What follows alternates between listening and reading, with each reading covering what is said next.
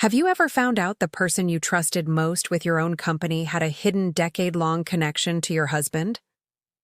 3 weeks before we were set to close a $2 million funding round, I found a side letter buried in our company's formation documents, one that gave my husband informal veto power over founder transition decisions. I'd never signed it. I'd never even seen it before that afternoon, sitting in our lawyer's conference room, doing routine diligence prep, watching a clause with my own name attached to it that I had absolutely no memory of agreeing to. I'm Marlo. I'm 34. And this is the story of how I found out my husband engineered my company's founding partnership from the very beginning, introducing me to my own business partner, then quietly maintaining control over my company for 5 straight years without me ever knowing he was in the room at all. We had a good life outside of all this, or I thought we did a converted loft near the office. Sunday mornings that were just coffee and the paper and each other, the kind of easy domestic rhythm that made it feel like the demanding parts of my career were something we were navigating together rather than something quietly happening around him. I would have told you without hesitation that Callum was proud of me in the most uncomplicated way possible. I still think some part of that was true.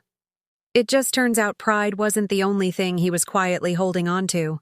Before I started this company, I spent 8 years in corporate finance doing due diligence and deal structuring for a mid-size investment firm, the kind of job where you learn to read a 100-page agreement for the one sentence that actually matters.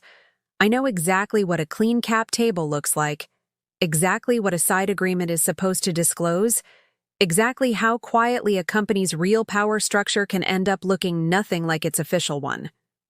I've caught exactly this kind of undisclosed arrangement in other people's companies more times than I can count. I never once thought to run that same read on my own. Callum and I had been married 6 years together, 8. He worked in commercial real estate, steady, practical, the kind of husband who genuinely enjoyed hearing about my work, even when he didn't fully understand the technical side of it.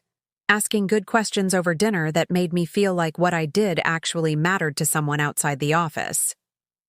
Preston, my co-founder, I'd always understood to have come from a mutual friend's recommendation back when I was first putting together the founding team 5 years ago. Someone with exactly the operations background I needed introduced to me at what I'd always remembered fondly as basically a chance meeting at an industry mixer. I didn't clock anything strange about Preston and Callum's relationship for years, not really. At our company holiday party 2 years ago, I noticed the two of them finishing each other's sentences about some old inside joke, easy in a way that felt more like old friends than a husband being polite to his wife's business partner, laughing at something neither of them bothered to explain to the rest of the room. I remember thinking at the time how nice it was that they got along so well. I had no idea yet how much history that ease was actually built on. That's the thing nobody tells you about betrayal like this. It hides in the exact relationships you're grateful to have dressed up as good luck, instead of what it actually is. I actually mentioned the holiday party moment to my sister once months later, half joking about how funny it was that my husband and business partner got along so well. She laughed along with me at the time, said something about how rare that kind of easy chemistry actually is between a spouse and a co-founder. I remember agreeing, completely genuinely grateful, with absolutely no idea I was describing something that had a much older, much more deliberate origin than either of us understood in that moment. The complicating moment came at our company's launch party years earlier, before any of the cracks had even started showing. Callum stood up, glass raised, and made a warm, funny little toast about how proud he was of me, ending with a line that got a big laugh from the room. "And Preston's going to make sure you're never in this alone." Everyone cheered. I remember feeling so lucky in that exact moment that my husband had helped connect me with someone who'd turn out to be such a solid partner.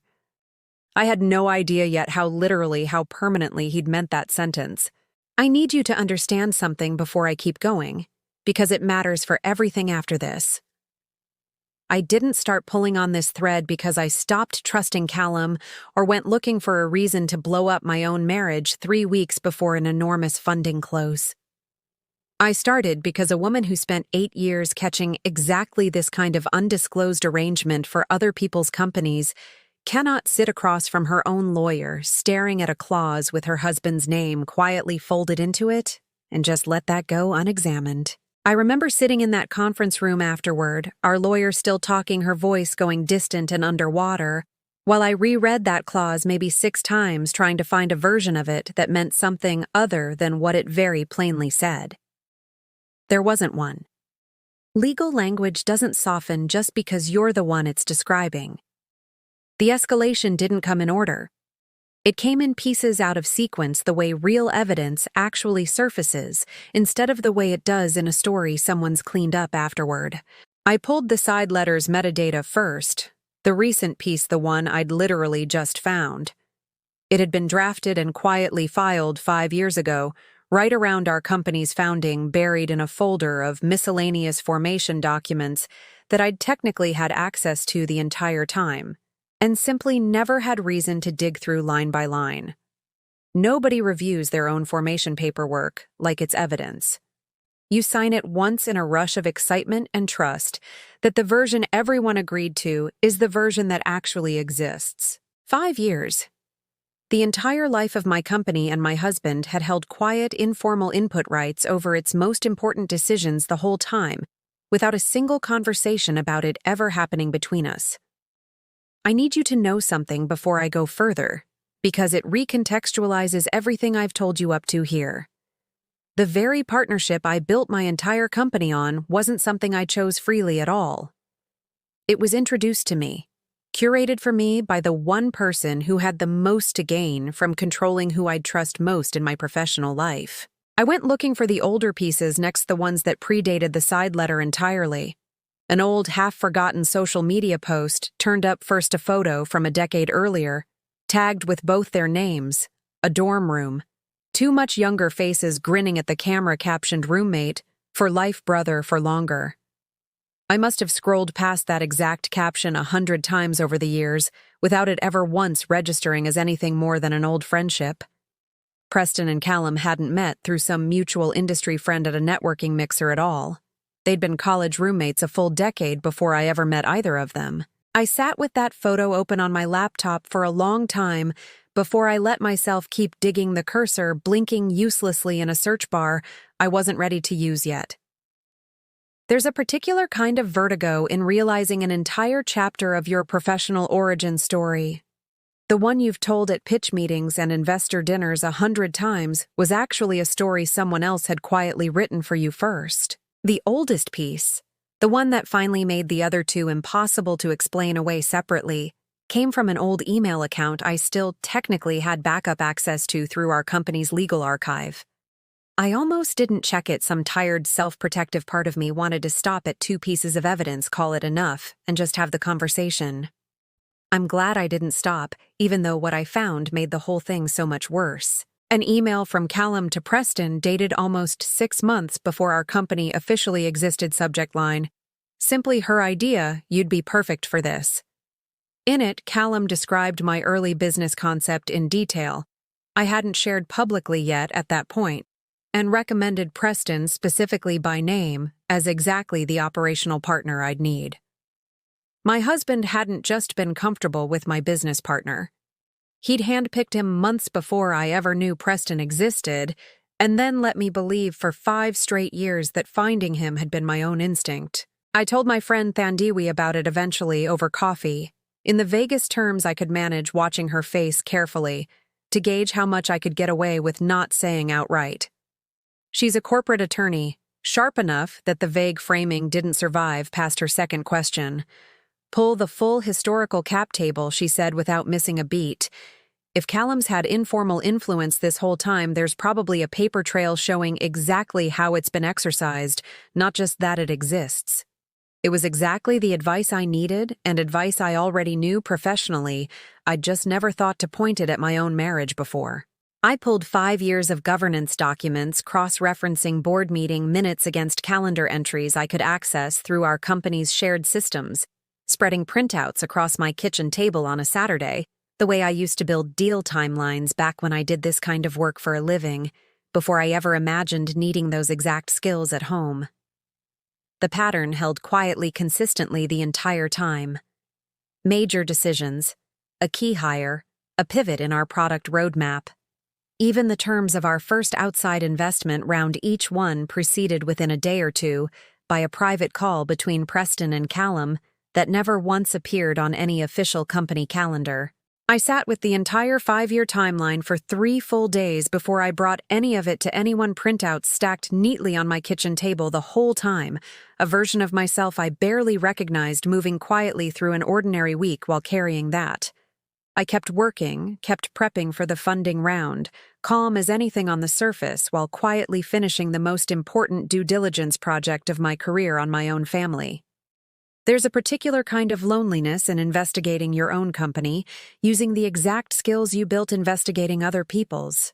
Nobody warns you about that part. I went to the office on a Sunday deliberately when I knew Preston would be there alone, catching up on deal prep, the printed side letter, and the email thread, both sitting in a folder on the desk between us before either of us said a single word. The office was quiet in that specific weekend way, most of the lights off except over his desk, the espresso machine, cold, none of the usual weekday hum that normally filled the space. "How long have you and Callum actually known each other?" I asked. "Nothing more, not yet." Preston went very still. I watched him take a breath and hold it longer than felt natural, like exhaling might be the thing that actually made this conversation real. When he finally let it out, his voice came out smaller than I'd ever heard it from him, 5 years of easy founder confidence gone in a single exhale. "Since freshman year," he said. "College roommates, like the Post said. Callum's the reason I even survived my first year.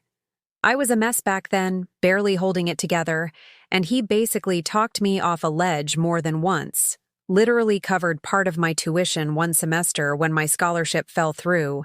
And nobody in my family could help, no questions asked, no strings attached at the time. I've owed him something I could never quite pay back ever since.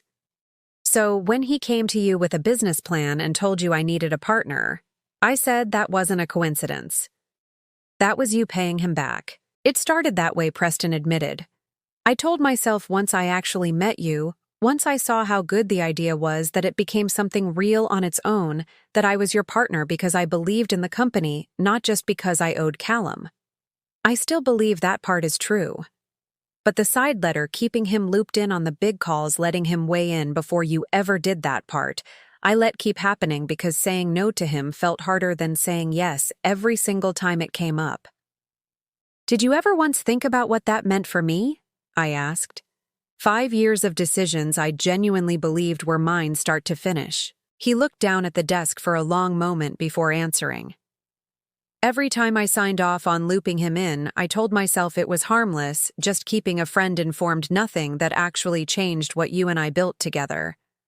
I think I needed to believe that because the alternative was admitting I'd let an old debt quietly write itself into your company, without ever asking whether that was something you'd have agreed to. For 1 second, just one, I saw exactly why he'd done it.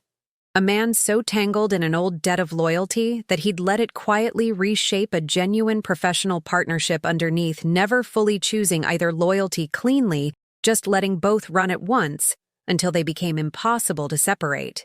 And then that second passed, and I was just standing in my own office holding 5 years of evidence, looking at a business partner who'd let my husband sit quietly at every important table I thought was mine alone. I want to tell you, it ended there clean and complete in that office. It didn't. What ended there was the version of my own founding story I'd told 100 times without ever once questioning it. What came after took longer, and some of it surprised me more than the confrontation itself. It wasn't until the following week, once our lead investor's diligence team flagged the side letter independently during their own review, that I found out what actually happens when something like this surfaces at the worst possible moment. I'd spent days dreading that exact call, rehearsing how I'd explain it, certain it would tank the entire round no matter how carefully I framed it, running the same speech over and over in the shower each morning that week. Instead, our lead investor's partner told me plainly, almost matter-of-factly, that undisclosed informal control rights were actually the single biggest red flag they screen for in founder-led companies, and that closing the round would now be conditioned on one specific requirement: Full formal exclusive founder control in writing with Callum's informal rights terminated entirely before signing. I sat in my car in the parking garage after that call for a long time, the same way I had after finding the first document 3 weeks earlier, except this time the silence felt different, less like dread settling in, more like something finally actually loosening. The crisis I'd been most afraid of ended up forcing the exact correction I'd never had the standing, or maybe the willingness to fight for on my own. The round closed 2 weeks later than planned on cleaner terms than I'd originally negotiated, with a governance structure that finally matched the one I'd always believed I already had. Here's where I actually am with all of this now. Preston and I are still business partners working through what an actual honestly built partnership looks like now that we're both finally starting from the same clean page. It's slower than it used to be between us, more deliberate in a way that's uncomfortable but probably overdue. We've started doing something we never used to bother with: a short check-in before any decision above a certain size, just the two of us saying out loud exactly what we're each actually thinking instead of assuming we already know. It feels almost absurdly basic for two people who've run a company together for 5 years. I've come to think that's exactly the problem it's fixing. We built a whole company on assumed alignment that turned out to have a third uninvited voice quietly shaping it the entire time. Callum and I are separated, working through what a marriage looks like once you find out someone you loved had been quietly co-authoring the biggest thing in your life without ever asking your permission first. He maintains, and I actually believe him on this part, that he never once thought of it as controlling that. In his mind, staying close to Preston, staying looped in, was just another way of staying close to me and the thing I'd built. I understand the intention behind that. I don't think good intentions get to skip the part where you actually ask first. Preston, I know you're going to see this because you still check in on how the company's doing more than most ex's business partners probably would, and some part of me is glad you do. You told me back at the office that day that you believed the partnership became real on its own, separate from what you owed Callum. I want you to know I believe that too, mostly. I just needed you to actually choose it out loud once instead of letting an old debt quietly keep making the choice for both of us. We don't talk about Callum much anymore in the office, which feels like its own small mercy. When we do, it's brief, practical, the way you'd mention any other resolved item on an old agenda. I think that's probably the healthiest version of this we're going to get, at least for now. Not friendship exactly, not quite back to what we had before any of this, but something honest enough to actually build on going forward, which is more than I expected to be able to say a few months ago. Callum toasted years ago to Preston, making sure I was never in this alone. Turns out that was exactly the problem. I was never actually alone in decisions I thought were only mine. I just didn't find out who else was in the room until the room was already on fire. I still catch myself sometimes in meetings doing a strange involuntary inventory: who actually gets a vote here? Who's actually in this room? Is this decision fully mine, the way I always assumed it was? It's a tiring habit to have picked up. I'm working on trusting the room again, one clean decision at a time, built without a shadow signature I never agreed to underneath it. I used to think the hardest part of building a company was the company itself, the fundraising, the hiring, the 1,000 small decisions that stack up into something real. I understand now that the hardest part, at least for me, turned out to be figuring out how much of what I thought I'd built alone had actually been built with an uninvited hand, quietly steadying it the whole time, and learning to be okay with the parts that were still genuinely mine.